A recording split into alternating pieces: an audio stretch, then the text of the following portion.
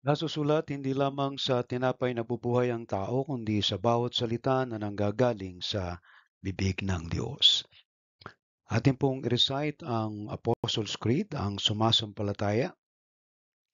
Sumasampalataya ako sa Diyos amang makapangyarihan sa lahat, lumalang ng langit at lupa at kay Hesukristo na anak niya, Panginoon natin na sa hiwaga ng Espiritu Santo, pinanganak ng Birhing Maria, nagdamdam ng hirap sa katulad ni Poncio Pilato, ipinako sa krus, namatay at nilibing sa ikatlong araw at nabuhay sa mga patay. Umakyat sa langit at umupo sa kanan ng Diyos amang makapangyarihan sa lahat. Doon nagmumula na paparito upang humukom sa mga buhay at mga patay. Sinasampalatayanan ko ang Espiritu Santo, ang banal na iglesyang laganap, ang pagkakaisa ng mga banal at kapatawaran ng mga kasalanan, ang kabuhayan ng katawan at ang buhay na walang hanggan. Siya nawa. 10 utos. Huwag kang magkakaroon ng ibang Diyos sa harap ko. Huwag kang gagawa para sa iyo ng larawang inanyuan. Huwag mong babanggitin ang pangalan ng Panginoon mong Diyos sa walang kabuluhan. Alalahanin mo ang araw ng Sabat upang ipangilin. Igalang mo ang iyong ama at ang iyong ina. Huwag kang papatay. Huwag kang mangangalunya. Huwag kang magnanakaw. Huwag kang magbibintang sa iyong kapwa. Huwag mong iimbutin ang anumang bagay ng iyong kapwa. Pagpalain nawa ng Diyos ang pagkabasa ng kanyang mga salita. Kayo po ay nakatunghay sa thematic sermon of the Bible every Sunday. Ang thematic sermon of the Bible ay tinatalakay po natin ang mga tema sa bawat aklat ng Biblia.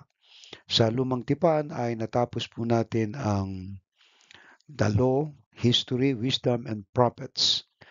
At yan po ay binubuo ng 39 books of the Old Testament.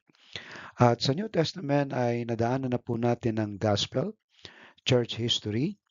At ngayon ay narito po tayo sa Paul's Letters o yung mga liham o sulat ni Pablo sa mga simbahan at individual na mga tagasunod ni Kristo. Okay? So tayo po ay nasa aklat ng mga taga-Galasya.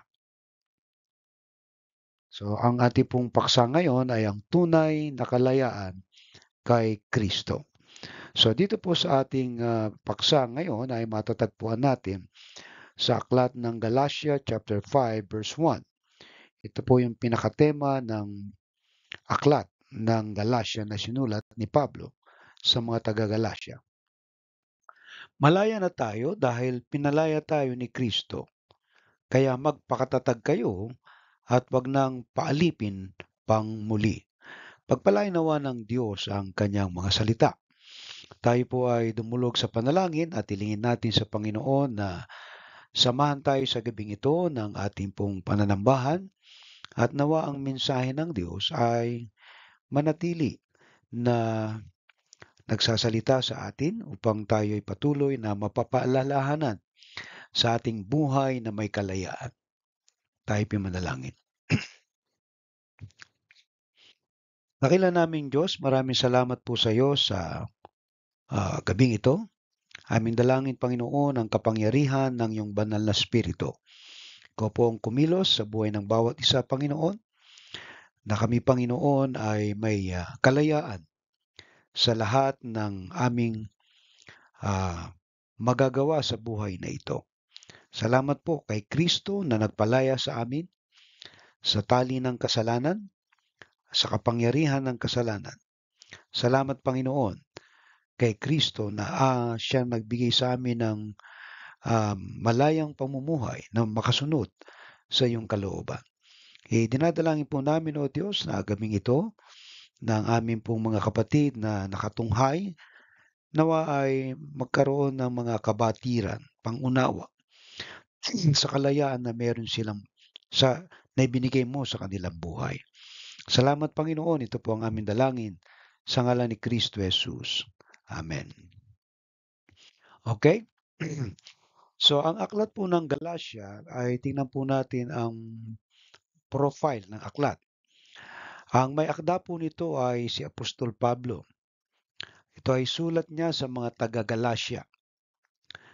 Ang talata pong ito ay bahagi ng sulat ni Pablo sa mga taga-Galacia upang ipaalala sa kanila na ang kaligtasan ay bunga ng pananampalataya kay Kristo, hindi ng pagsunod sa kautusan ni Moses.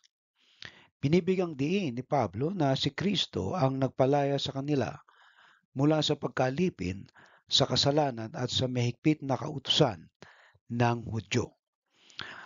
At dito po sa konteksto ng aklat na ito ay makikita po natin na may mga Hudyo na nagnanais na bumalik sa kautusan. At ito'y mainam na ipinaliwanag ni Pablo patungkol sa kanilang pamumuhay kay Kristo. Ang layunin ng aklat na ito ay upang hikayatin ang mga mananampalataya na manatili sa kalayaang ibinigay ni Kristo at huwag nang bumalik sa lumang paraan ng pamumuhay na nakatali sa mga kautusang hindi makapagliligtas. Okay? Dito po sa aklat na ito ng mga taga-Galasya, ang isa sa tema dito ay yung kalayaan kay Kristo. Ang tunay na kalayaan ay nagmumula kay Kristo hindi sa pagsunod sa mga ritual at kautusan ng lumang tipan. Ikalawa, ang katapatan sa pananampalataya. Hinimok ni Pablo ang mga taga-Galasya na maging matatag sa kanilang pananalig at huwag magpadala sa mga maling aral. Ikatatlo, yung pag-iwas sa muling pagkaalipin. Ang pagbabalik sa lumang sistemang batay sa gawa ay tinuturing na muling pagkaalipin, kaya't pinapaalalahanan silang huwag nang bumalik sa ganoong buhay. Okay? So ano po yung kahalagahan sa kasalukuyang panahon ng aklat na ito ng Galasya? Ang mensahe ng Galasya chapter 5 verse 1 ay patuloy na nagbibigay inspirasyon sa mga Kristiyano ngayon upang mamuhay ng may kalayaan kay Kristo. Malaya mula sa kasalanan, maling paniniwala, at anong mang bagay na maaaring magpaalipin sa kanilang muli. Amen? Ngayon, isa sa mga prinsipyo na ating makikita dito sa aklat ng Galasya ay Hudyo man o Hintil, kapag yan ay naging mananampalataya kay Kristo, wala silang pagkakaiba kay Kristo. Pareho lamang sila. At sila'y malaya na mamumuhay sa ilalim ng biyaya. Kaya itong aklat na ito ay mainam na ipinaliwanag ni Pablo na hindi na tayo nasa saklaw ng kautusan, kundi ng biyaya. At dito sa kanyang liham na ito ay maliwanag na hindi na tayo nakatali na sumunod dun sa tinatawag na mga pagbabawal patungkol sa mga wag mong hipuin ito, wag mong kainin ito. At sapagkat lahat ng mga kautusan sa lumang tipan ay tinupad na ni Kristo. At hindi ito ang magiging paraan para sa kaligtasan, sapagkat malinaw na ang kaligtasan ay sa pamamagitan ng pananampalataya. Kaya si Pablo mismo nagsabi na kung sino mang sa inyo ang nangangaral ng taliwas sa Ebanghelyo ni Kristo ay sumpain siya. Ibig sabihin, wala na ibang pwedeng magligtas maliban lamang sa Ebanghelyo na ipinapangaral ni Pablo na si Kristo ay namatay sa krus para sa kaligtasan ng salibutan, namatay, nabuhay at umakyat sa langit at ngayon ay nakaluklok sa kanang kamay ng Ama sa langit at naghahari at hanggang sa muli niyang pagbabalik. Kaya nga mga kapatid, tayo po ay malaya na. At isa po sa mga ating ibinabandera ng mga reformer na mga nauna sa atin ay ang tinatawag na 5 solas, ang sola scriptura, sa pamamagitan lamang ng kasulatan o by the scripture alone. And then sola gratias, sa pamamagitan ng biyaya, by grace alone. sola fide, sa pamamagitan ng pananampalataya, alright, by faith alone, and solo Christus, by Christ alone, and sole Deo Gloria, by the glory of God alone. So yan po ang 5 battle cry ng Reformation. At dito sa ating paksa ngayon, patungkol sa kalayaan, ay sisiyasatin natin yung talata, verse 1 ng Galatia. Okay? Ano po daw ang ibig sabihin ng pagiging malaya ayon sa talata na ating binasa? Ang kalayaan na tinutukoy dito ay espiritual na kalayaan mula sa kasalanan at sa batas ng lumang tipan dahil kay Kristo. Hindi na kailangang magpaalipin muli sa kautosang hindi makapagliligtas. Kung gayon, kailangan pa ba natin ng lumang tipan? Ito po ay ating binabalikan, pinag-aaralan, sapagkat dito tayo nakakakita o nakakapulot ng mga wastong pag-uugali o pamumuhay, sapagkat yan ay ginawa ng may katwiran. At yan ay tinupad na ni Kristo lahat para sa atin. At hindi yan ang magiging paraan ng kaligtasan sapagkat ang Biblia na mismo nagsabi na hindi sa pamamagitan ng inyong mga gawa para kayo ay maligtas, kundi sa pamamagitan ng pananampalataya. Ikalawa, ano ang dapat gawin ng mga mananampalataya upang mapanatili ang kanilang kalayaan? Okay? Okay? Ikalawa nating analysis ay ano ang dapat gawin ng mga mananampalataya upang mapanatili ang kanilang kalayaan. So ito ay nagre-require ng action step. Kung ano ang dapat nating gawin. Dapat silang magpakatatag sa kanilang pananampalataya at huwag nang bumalik sa dating buhay ng pagkaalipin sa kasalanan o sa mga paniniwalang tali sa kautusan. So, ibig lamang sabihin dito na yung ating lumang buhay na natali sa kasalanan ay wag na nating balikan. Sapagkat ngayon tayo ay na kay Kristo na, tayo ay malaya na mamuhay na may kagalakan, kasiyahan, at kapayapaan. Dahil sa nakaraan nating buhay nang tayo nakatali sa kasalanan at sa mga maling paniniwala, ay naging isa itong pabigat sapagkat hindi natin ito matupad sa ating mga sarili mismo. Subalit, dahil nga kay Kristo na gumawa ng lahat para sa ating kalayaan, tayo ngayon ay namumuhay ng malaya at walang anumang tali o bagabag sa ating mga konsensya na hindi nating nagawa ang mga bagay na ito. Dahil kay Kristo na siyang gumawa ng lahat, kaya tayo ay malaya na nakasasamba sa Diyos, nakapaglilingkod, nakapag-aaral ng salita ng Diyos, at malaya tayo na nakalalapit sa Diyos sa pamamagitan ni Kristo. Ikatlo, ano po yung implikasyon na huwag nang paalipin pang muli? Ayan, sa buhay ng isang Kristiyano. Dito ay ipinapahiwatig na may panganib na bumalik sa dating gawi o maling paniniwala. Kaya kailangan maging matatag sa biyaya at kalayaan na binigay ni Kristo sa atin. So mga kapatid, ang mga dating gawi o maling paniniwala ay hindi na nating mababalikan kung tayo ay lumalago sa pagkakilala kay Kristo sa pamamagitan ng kanyang biyaya.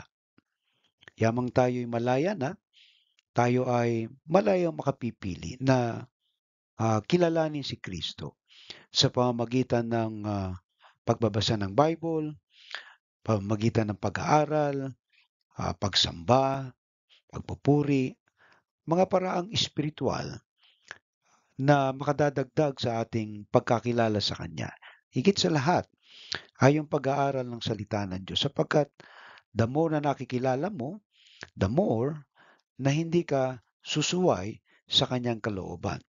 Maraming mga Kristiyano ang sumusuway sa kalooban ng Diyos at nagbabalik sa dati kasi nga hindi nila alam ang utos ng Panginoon at hindi nila kilala ang Panginoon.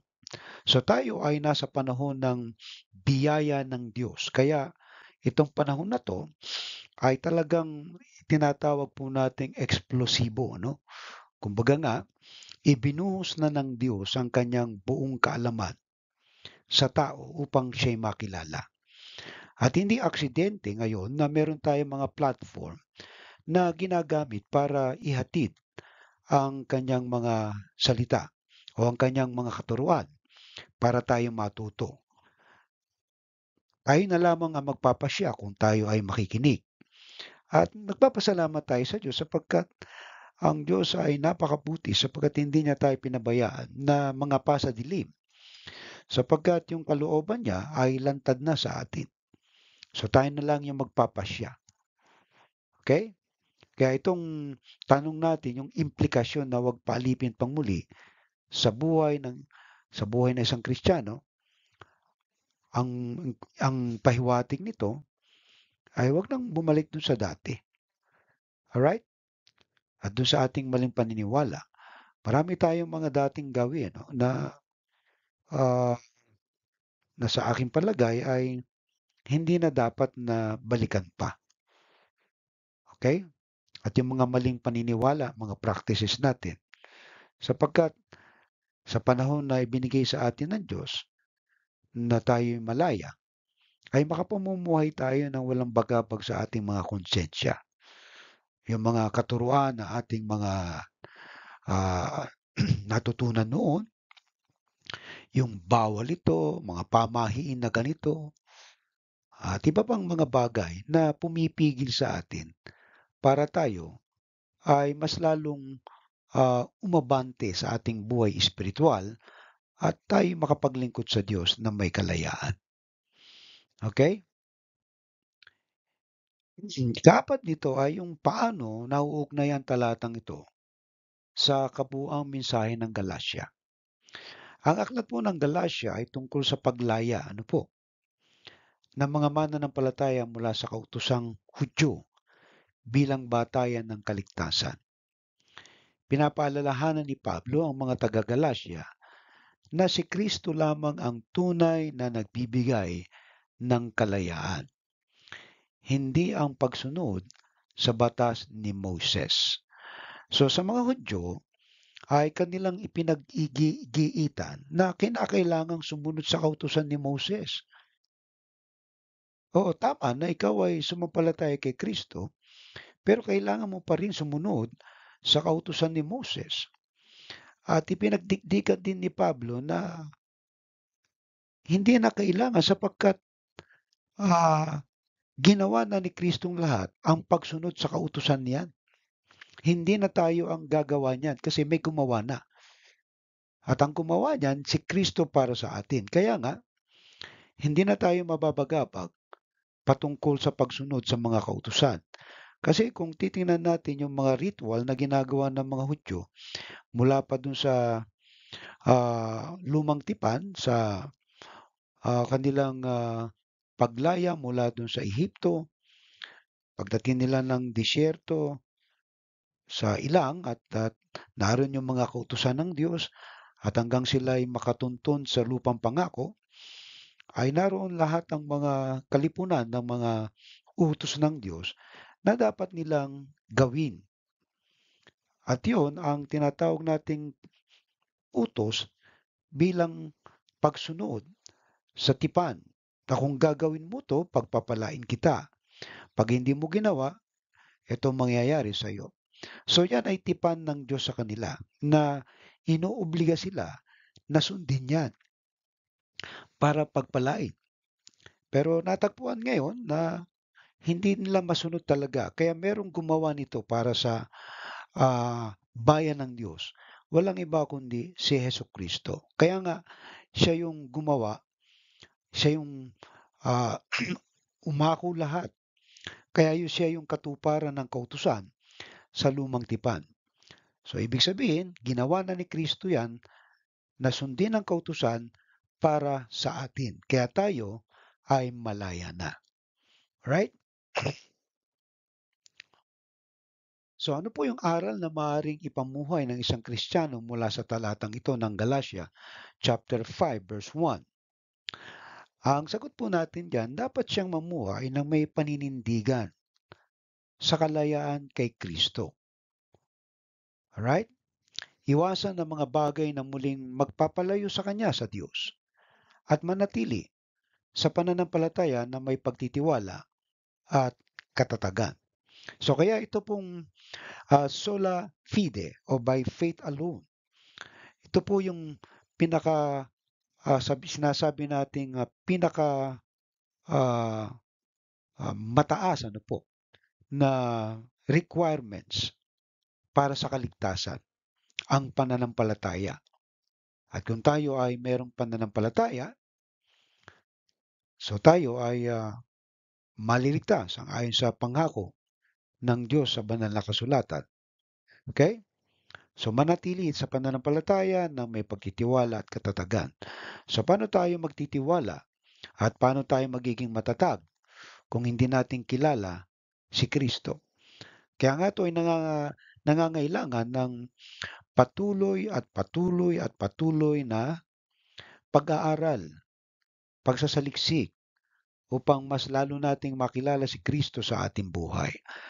Na mas makilala mo siya, mas matindi ang pagsunod.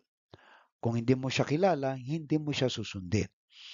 Kaya dito sa kalayaan na meron tayo ngayon, masapili tayo na lumago sa ating pananampalataya. Okay? So, butin po natin yung talata. Ano po? Pinalaya tayo ni Kristo mula sa pagkaalipin ng kasalanan. Kasi lahat tayo ay makasalanan. Ang sabi ng banal na kasulatan, for all have sinned and fall short of the glory of God. Ang lahat ay nagkasala at hindi nakarating sa kaluwalhatian ng Diyos. Okay? At ganoon din, pagkaalipin sa kautusan. Hindi na tayo nakatali dun sa law sapagkat meron ng gumawa niyan, si Kristo. Kaya, dapat tayong manatiling matatag sa ating pananampalataya. Huwag na tayong bumalik sa anumang anyo ng pagkalipin na maglalayo sa atin sa tunay na kalayaan na ibinigay niya. Amen. Right? Kaya po ang ating paksa ngayong gabi ay ang kalayaan kay Kristo. Right? Tanong. Maraming pwede tayong itanong, ano po ba ang ibig sabihin ng kalayaan? Paano ba tayo magiging malaya? At ano po ba ang larawan ng kalayaan? May mga tao na hindi naman nakakulong pero hindi sila malaya. Ano pong ibig sabihin yun? Sabihin, may mga tao na naalipin ng kasalanan, alipin ng mga bisyo, alipin ng takot, alipin ng pagkabagabag. Pero kay Kristo, inalis niya ang kasalanan, inalis niya ang takot, inalis niya ang mga bisyo. Kaya meron tayong kalayaan kay Kristo at ang kalayaan na yan ang nagbibigay sa atin ng kapayapaan, nagbibigay sa atin ng kagalakan at kasiyahan maglingkod sa Diyos sapagkat ang kalayaan na yan ay walang bagabag na nagpapahirap sa ating buhay sapagkat si Kristo na mismo ang nag-alis ng lahat ng mga nakasagwil o kumbaga nakatali sa atin para tayo ay malaya na nakasusunod sa Kanya. Hindi po tayo natatalian ng anumang kautusan o paniniwala na taliwas sa biyaya ng Diyos na ibinigay sa atin. Kaya ito pong panahong ito, nabubuhay tayo sa biyaya ng Diyos. At ang biyayang yan ay sinasabi natin na unmerited favor, ano? Hindi tayo karapat-dapat, pero tumanggap tayo dahil kay Kristo. Dahil si Kristo ang nag-aalok ng kalayaan. Okay? At kung sino man ang pinananahanan ng Espiritu ng Diyos ay may kalayaan. Kaya kung ang Espiritu ng Diyos ay nasa iyo ang kalayaan. Right? Now, mga practical application po ang ating bubunutin sa talatang ito. Ano po? Sapagkat maraming mga prinsipyo at mga alituntunin ang pwede nating hugutin sa talatang ito. Subalit, mas mainam na ito ay matutunan natin sa mga practical na paraan upang maintindihan natin kung ano ba ang kalayaan. Okay? Siguro isang larawan na makikita natin, pagka ikaw ay isang bilanggo, limitado ang espasyo mo. Nakakulong ka lang. Ibig sabihin, wala kang laya na makapamasyal. Ang isang bilanggo ay walang kalayaan na magpasya para sa kanyang sarili sapagkat siya'y nakakulong sa kasalanan. Pero siguro, pagtataka lang natin ngayon, may mga bilanggo nakakatakbo pa sa halalan. Ano? Yan nga nakakapagtaka. Ano? Mga nakabilanggo na ay nakakatakbo pa sa halalan. Parang hindi bilanggo. No? Kasi ang nature ng isang bilanggo ay tinanggalan ka na ng karapatan na makilahok sa lipunan. Right? At ikaw ay nagbabayad dun sa kasalanan mong ginawa. Yan po ang bilanggo. Na siya ay nagdurusa dahil dun sa kanyang kasalanan. Pero tayo, na mga mananampalataya, ay malaya na. Malaya sa kasalanan, malaya sa anumang pagpapahirap ng dyablo sa atin. Kaya, ang sinasabi ni Pablo ay panindigan ninyo ang kalayaan na meron kayo. Hindi na kayo alipin. Huwag na kayong bumalik dun sa dati. Ibig sabihin, kung ikaw ay malaya kang makakagawa ng anumang uri ng paglilingkod sa Diyos. Kaya tayo, na mga na kay Kristo, na ang Espiritu ng Diyos ay nananahan sa atin, malayang makagagawa ng anumang bagay para sa kaluwalhatian ng Diyos. Amen. So tanong, paano mamuhay ng malaya? Mga kapatid, itong tanong na to ay napakagandang tanong, ano? Mga practical application ng ating bubunutin sa talatang ito. So, paano ba mamuhay ng malaya? Meron kasing mga tao na hindi naman nakabilanggo. Hindi naman sabihin natin, hindi naman nakabilanggo, pero hindi sila malaya. Gets niyo po? Nakukuha niyo po? Wala nga sila sa loob ng bilanggon, pero parang namumuhay sila ng walang kalayaan. Ang kanilang mga potensyal, ang kanilang mga kakayahan ay nakatali dahil sa kanilang takot. Alright? Naintindihan po. Ngayon, kung tayo malaya na, ibig sabihin, hindi na tayo dapat natatakot. Okay? So number one, paano mamuhay ng malaya? Mamuhay ng may pananampalataya at hindi sa takot. So dito sa puntos natin na ito, pag sinabi po nating mamuhay ng may pananampalataya, ito yung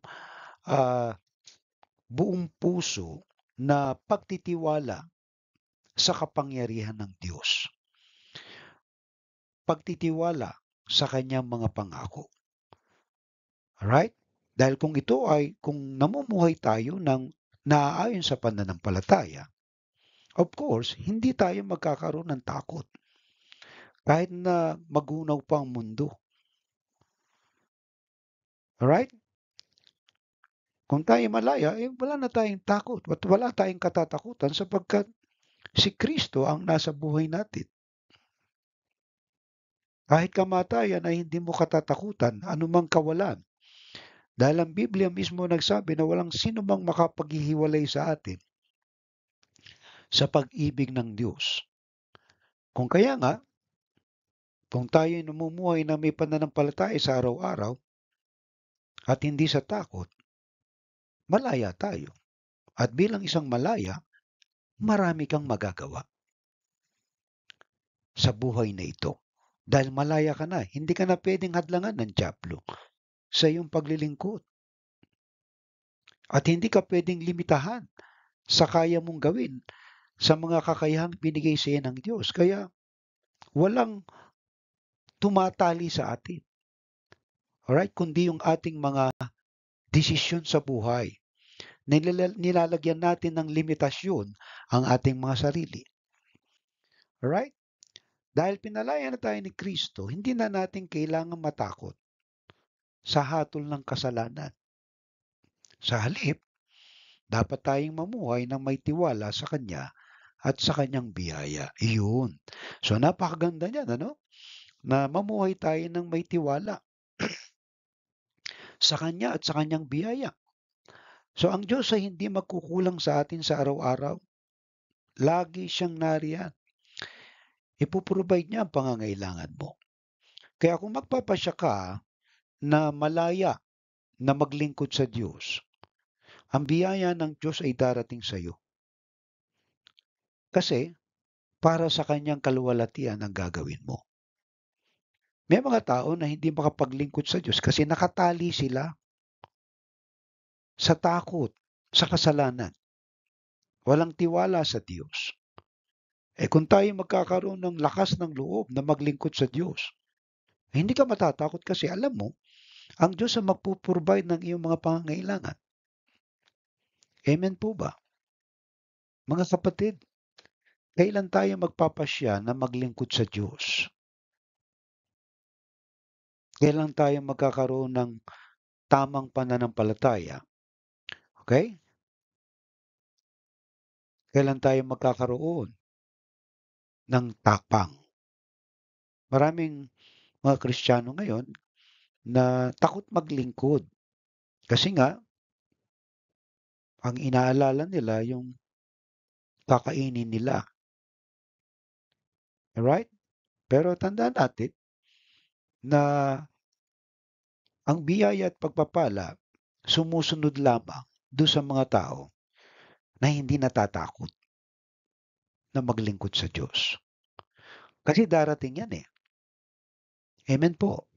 Kaya huwag natin katakutan na tayo ay maglingkod. Kasi ang kalayaan nagpapakita ng kawalan ng takot at pananampalataya. Amen po.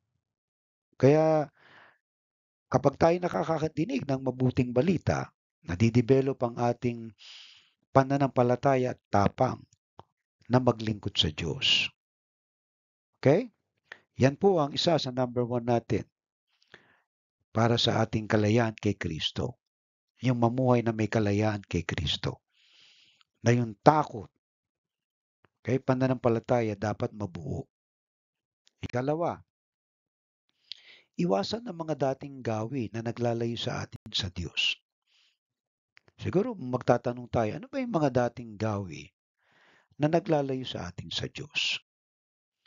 Kung may mga kasalanan o bisyo na umaalipin sa atin, dapat nating sikaping iwanan ang mga ito. Sino bang nakakaalam ng mga bisyo dyan kundi kayo? Ano ba yung kasalanan na umaalipin sa iyo?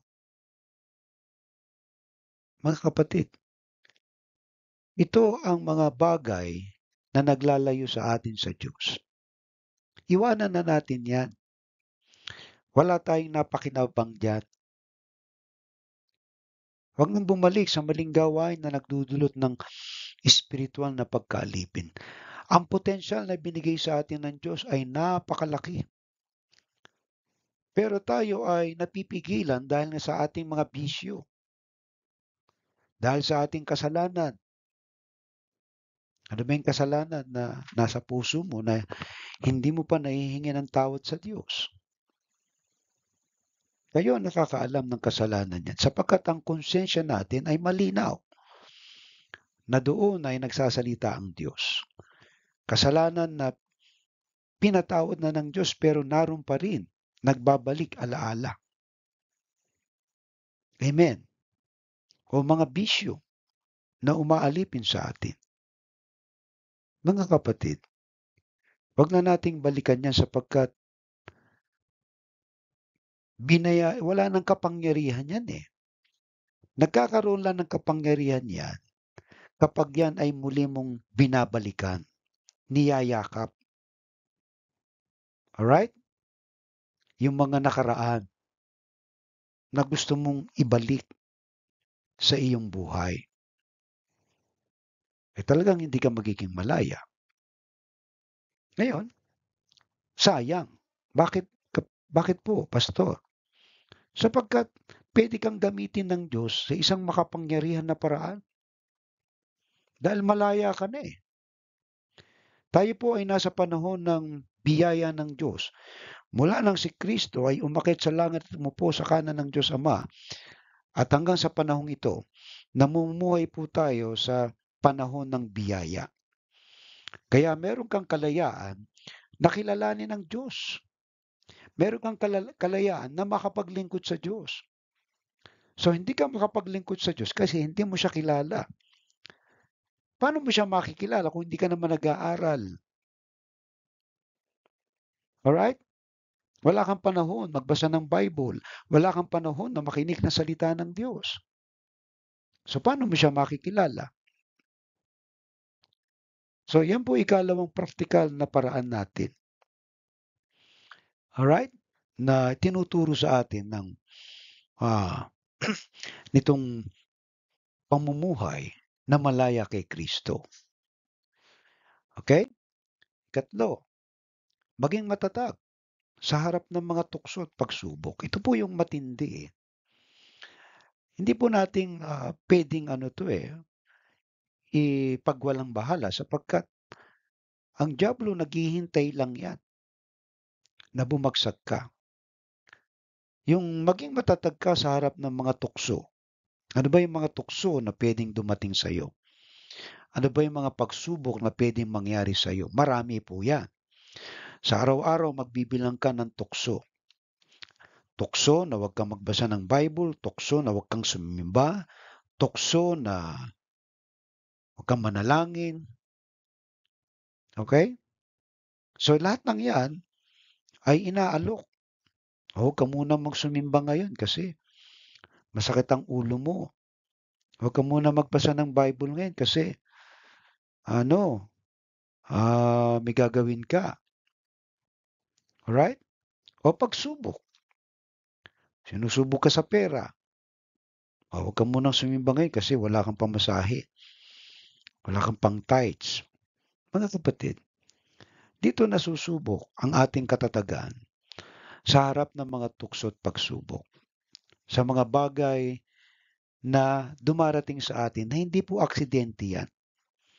Yan ay sinadya ng Diyos na dalhin sa iyong pintuan ng bahay sa buhay mo para subukin ang iyong katatagan. Mga kapatid, sa buhay, maraming pagsubok na maaaring magtulak sa atin pabalik sa maling landas. Ngunit dahil sa kalayaan kay Kristo, dapat tayong magpakatatag at huwag sumuko sa mga tukso. Alam niyo po, lahat ng bagay na malaki nagsisimula lang sa maliit. Naintindihan niyo po? Kapag nasanay ka doon sa maliit, dumadami yan, lumalaki. Dati, tinatamad ka lang magbasa ng Bible. Di ba? Sunod niya, hindi ka nasisimba. Pag hindi ka na sumimba, sunod-sunod na yan eh. Siyempre, iba-iba na gagawin mo. Okay? Ngayon, tingnan natin, dito sa puntos natin. Ngunit dahil sa kalayaan kay Kristo, dapat tayong magpakatatag at huwag sumuko sa mga tukso. Maraming alok ang mundo. Right? At yan ay pinapahintulutan ng Diyos para subukin ang ating katatagan sa ating pananampalataya. Ang ating buhay espiritual, ito yung pinakamataas na intelligence sa mundo. Na kapag ito ang na-compromise, magkakaroon tayo ng problema. Mawawala ka sa tinatawag na linya ng paglilingkod sa Diyos. Bagkus ay susundin mo ang gusto mo. Yung sinasabing, meron pa namang susunod na linggo. Paano kung hindi ka nadatnan ng sunod na linggo? Ang desisyon lagi araw-araw. Ang pagsunod lagi ay araw-araw.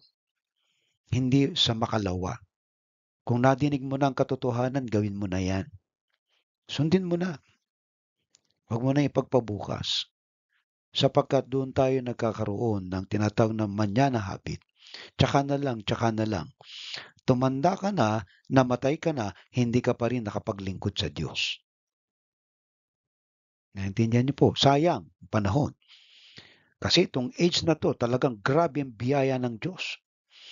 Ibinubuhos niya ang lahat para lamang makasunod ka sa Kanya. Ngayon, maraming mga Kristiyano magsisisi sa bandang huli sapagkat hindi nila tinake advantage ang mga panahong ibinigay sa kanila ng Diyos para makapaglingkod sa Kanya. Nagsisimula po lamang yan sa pagkatuto. Paano ka matututo kung hindi ka makikinig? Imposible na walang paraan na binigay ang Diyos. Grabe, halos lahat sa atin may tigi-tigisang cellphone. Alright? Merong mga account. Ni iba nga, 3 pa ang cellphone. So, ibig sabihin, mga pagkakataong binigay ng Diyos sa iyo, wag samantalahin mo yan habang nabubuhay ka pa. Kasi darating ang panahon, mawawala yung mga pagkakataon na yan. Hindi ka makapaglilingkod sa Diyos kung hindi mo siya kilala. At hindi mo siya makikilala kung hindi ka matututo na makinig, magbasa. Amen po. Alright? So kaya dito, tinuturuan tayo na maging matatag sa mga tukso at pagsubok para hindi tayo maakay sa maling landas kasi sayang ang mga potensyal, mga pagkakataon na ibinigay sa atin ng Diyos. Huwag nating sayangin.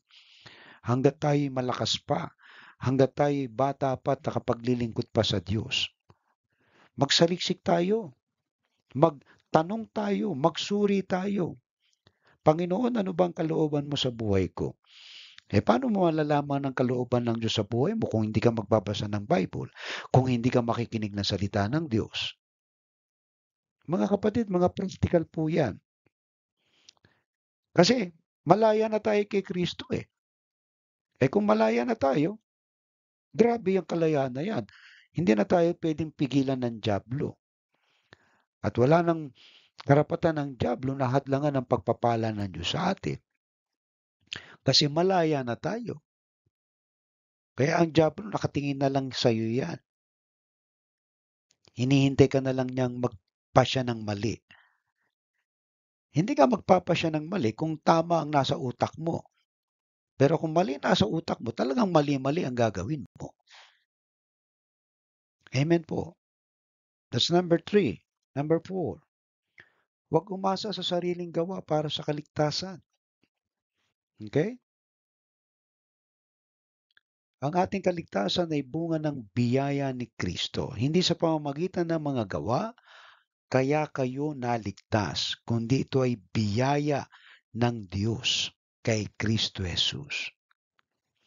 Hindi ng ating mabubuting gawa. Kaya't sa halip na subukang kitain ang pag-ibig ng Diyos sa pamamagitan ng sariling pagsisikap na ginagawa ng iba, no?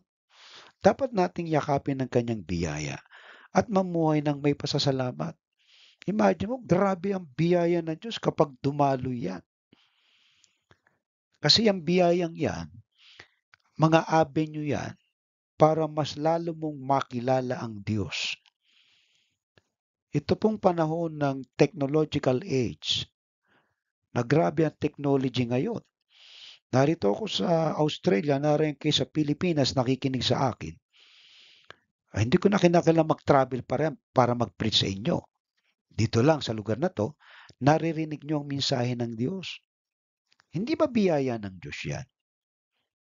Itong platform na ginagamit natin, katalinuhan ng Diyos 'yan na binigay sa tao upang walang dahilan ng tao na hindi lumago sa pagkakilala kay Kristo at malaman nila na malaya silang makasamba sa Diyos kahit saang lugar, kahit na anong oras. Pumunta ka lang sa YouTube, grabe, bumabaha ang mga sermon diyan. Pero ang mga tao ay alipin pa rin. Ayaw nilang makinig. Kung iba-iba at iba't iba ang pinapanood nila, ayaw makinig ng mensahe ng Diyos. Ang taong malaya kasi, tunay na malaya, ay sinasamantalang kalayaan na binigay ng Diyos sa kanila para mas lalo pa silang lumago sa kanilang pananampalataya, para lalo pa silang makapaglingkod sa Diyos. Kaya yung kalayaan na meron tayo kay Kristo, samantalahin natin yan. Amen po. Pasalamatan natin yung biyaya na meron tayo. Mapalad kayo kung kayo'y nakapagbibigay ng oras sa Diyos para pakinggan ang kanyang salita. Biyaya po yan. Lahat ba ng tao may oras para makinig sa salita ng Diyos? Meron silang oras pero hindi sila malaya na makapagpasya na makapakinig. Amen. Pero kung kayo'y nagpasya na makinig ng salita ng Diyos, kinaluluguran kayo ng Diyos. At ito ang gusto ng Diyos. Tingnan niyo si Maria at si Martha. Sabi ni Jesus kay Martha, Martha, Martha, busy-busy ka. Pero si Maria, hindi kukunin sa kanya yung kanyang nais. Nakilalanin ang Diyos sa buhay niya. Siya yung pinagpala ng Diyos dito sa dalawang magkapatid. Alright, hindi po yung pagiging busy sa gawain, bagamat yan po ay bunga ng ating pananampalataya. Mas ninanais pa rin ng Diyos na mas makilala mo ang Diyos sa buhay mo. Kaya kung hindi ka makikinig sa salita ng Diyos, paano mo siya makikilala? Imagine mo, every Tuesday, Wednesday, and Thursday, ewan ko kung nagsasawa na kayo. Meron tayo sa 6:30 dito sa Australia, 6:30 dyan sa Pilipinas. Tapos meron pang e-book, audiobook, na aking ina-upload dyan every Friday, Saturday. May Sunday tayo. Alright? So, kalayaan ko yan. Sinasamantala ko ang kalayaan ko na maglingkod sa Diyos. Alright? Biyaya po ng Diyos yan. Kapag nakilala mo ang Panginoon, kasi lumalago ka eh.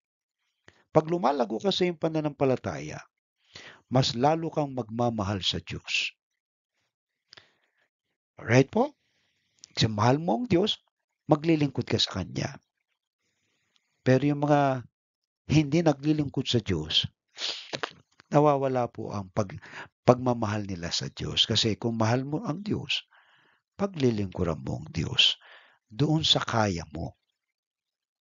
Mga kapatid, pakinggan niyong mabuti ito, mga prinsipyong ito.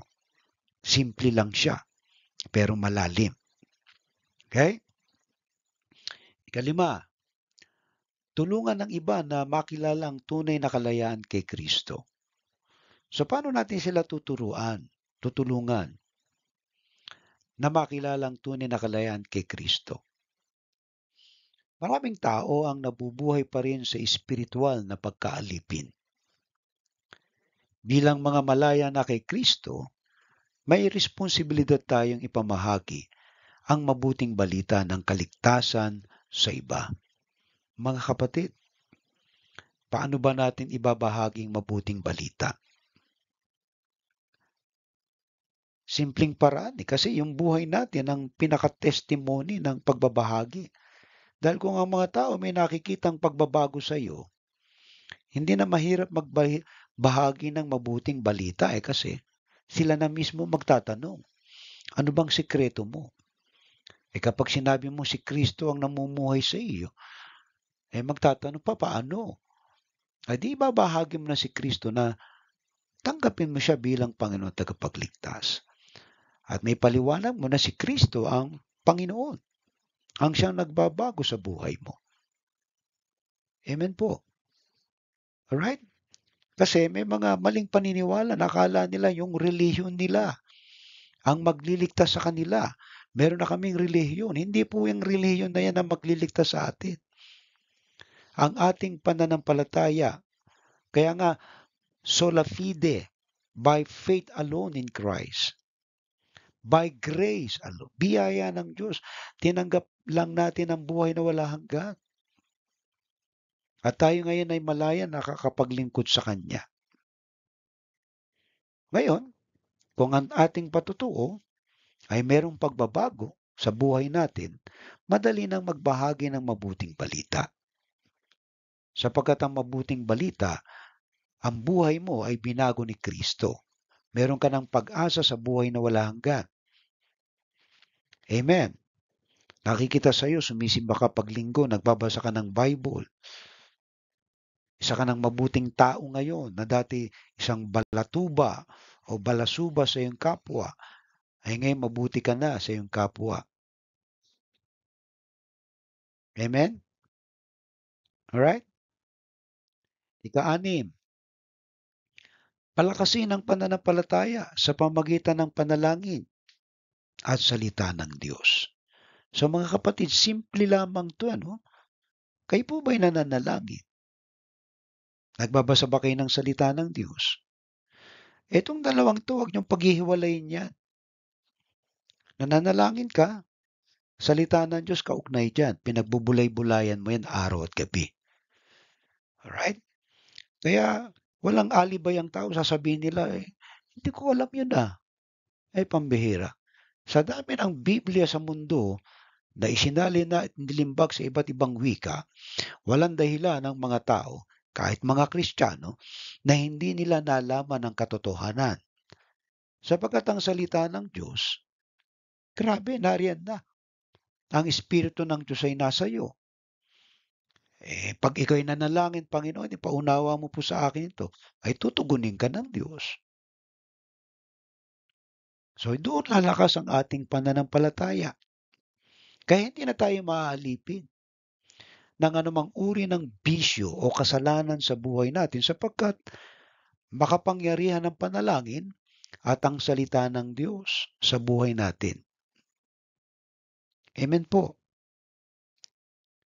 Upang mapanatili ang kalayaang binigay ni Kristo sa atin, dapat tayong lumago sa ating relasyon sa Kanya sa pamamagitan ng panalangin, pagbabasa ng Biblia, at pagsasapamuhay ng Kanyang mga turo. Maganda po itong mga ito. Panalangin, pagbabasa ng Biblia. Pero ang matindi rito, yung pagsasabuhay. Marami kang nadinig, marami kang natutunan, pero kung hindi mo ipapamuhay yan, wala yung kwenta. Kwento lang yan. Naintindihan po? Marami tayong kwento pero walang kwenta. Anong kwenta? Kaya maganda, may pamuhay po natin yung ating natutunan. Okay? So ano po ang hamon sa atin ngayon? Kaya mo bang panindigan ang kalayaan kay Kristo? Kaya mo bang iwasan na muling maalipin? Kaya mo bang patatagin ang pananampalataya mo sa gitna ng pagsubok? Kaya mo bang harapin ang mga pag-uusig at pagtuligsa sa iyo? Kaya mo bang patuloy na lumalim sa relasyon mo kay Kristo? So tayo ay binigyan ng kakayahan at yan ay kakayanin natin sapagkat ang Espiritu ng Diyos, sinabi mismo na kung nasaan ang Espiritu ng Diyos, mayroong kalayaan. Kaya malaya kang makasusunod sa ating Panginoon. Kaya nga lang, kung hindi natin siya kilala, mahihirapan talaga tayong sumunod. Nakakala natin, konti lang naman. Lahat ng malaki sa kaunti nagsisimula. Konting katamaran, konting negligence, lumalaki po yan. Huwag kang magbabasa ng Biblia ngayon, bukas hindi ka na rin magbabasa. Huwag kang manalangin ngayon, bukas tatamarin ka na rin. Huwag kang sumimba ngayon, bukas ganun din sa mga darating na panahon. Alright? So ngayon, para makita na hindi tayo alipin, malaya na tayo, si Kristo ang ating Panginoon na sinusunod sa ating buhay, hindi ang ating mga sariling kagustuhan. Amen po. Sana ay meron po tayong natutunan sa gabing ito ng ating pananambahan. And I pray na mga kapatid, ipamuhay natin yung kalayaan na meron tayo kay Kristo. Kaya kung magtatanong kayo sa inyong mga sarili, ako ba'y malaya na? Ang sagot ay malaya ka na. Kung ikaw ay sumusunod sa kalooban ng Diyos. Kung kayo po ay napagpala nitong ating mensahe ngayong gabi, ay pwede kayong magbigay ng inyong mga tithes and offering care po sa ating kapatid na Sister Merlinda. Alright po? So I pray na ang pagiging malaya natin ay nakaangkla rin sa kalayaan nating magbigay. Pagka ikaw ay kuripot pa rin hanggang ngayon, hindi ka pa malaya. Amen po. Mga kapatid, ang pagbibigay po ay hindi po pagpapahirap. Bahagi po ng ating kalayaan yan. Gusto mo ba maging malaya? Ang blessing ng Diyos sa iyo ay malaya ka ring bumunot at magbigay para sa Panginoon. Actually, hindi naman kailangan ng Diyos ng pera. Kailangan mo yan para pagpalain ka. Diyan sinusubok ang iyong pananampalataya. Amen po. Okay? So tayo manalangin at panalangin po natin ang ating pong mga sarili, ating mga gawain dyan sa Pilipinas. Pray po ninyo ako dito. By October ay makabalik po ako dyan at tayo po ay magkakaroon ng face-to-face na ng ating pananambahan. Ano po? At pag-pray niyo ako na ako'y makarating dyan na may mga dalang biyaya mula sa Diyos. Pag-pray po ninyo yung aking ministry dito sa Australia na awa po ay magpatuloy at ang Diyos ang gumawa ng paraan. Okay? Na tayo po ay mapagpala sa mga gawaing ibinigay sa atin ng Panginoon. At gayon din kayo dyan sa Pilipinas na nakikinig ngayon, nawa ang biyaya at pagpapala ng Diyos ay dumaloy sa inyo. Let us pray. Dakila naming Diyos, nagpapasalamat po kami sa mga biyaya, panahon na ibinigay mo sa amin upang kami makasamba. Pagpalain mo po ang aming mga kapatid. Naway meron po silang nahagap o nasagap na mga prinsipyo na ipapamumuhay nila, Panginoon. Pagpalain mo po ang kanilang mga kaloob. Dalayan po din namin ang aming sponsor, Lord, sa aming mga scholar. And we pray, Father God, Lord, na ikaw po ang magturo sa aming mga kapatid na sila, Panginoon, ay tunay na maging malaya. At makita nila, Panginoon, ang kalayaan ay merong kasaganan at pagpapala na nagmumula sa iyo. Ito po ang aming dalangin sa ngalan ni Kristo Jesus. Amen and amen. Okay? Sa muli po natin pagkikita mula sa susunod na Sunday, and then ating pong Tuesday, Wednesday, and Thursday, ating pong devotion. I pray na kayo po ay nakatunghay at maging masagana at mapagpala ng Diyos. Okay, sa ating pong pangwakas na panalangin at bendisyon, awitin po natin ang ating doxology. Praise God from whom all blessings flow. Praise Him, all creatures here below. Praise Him above, ye heavenly hosts. Praise Father, Son, and Holy Ghost. Amen. Pagpalain ka nawa at ingatan ni Yahweh, kabagan ka nawa at subaybayan ni Yahweh, lingapin ka nawa at bigyan ng kapayapaan ni Yahweh. Tatlo pong amen. Amen. Amen. Amen. Magandang gabi sa inyong lahat. Naway handa kayo ng Diyos sa kinabukasan. God bless you and see you on next Sunday.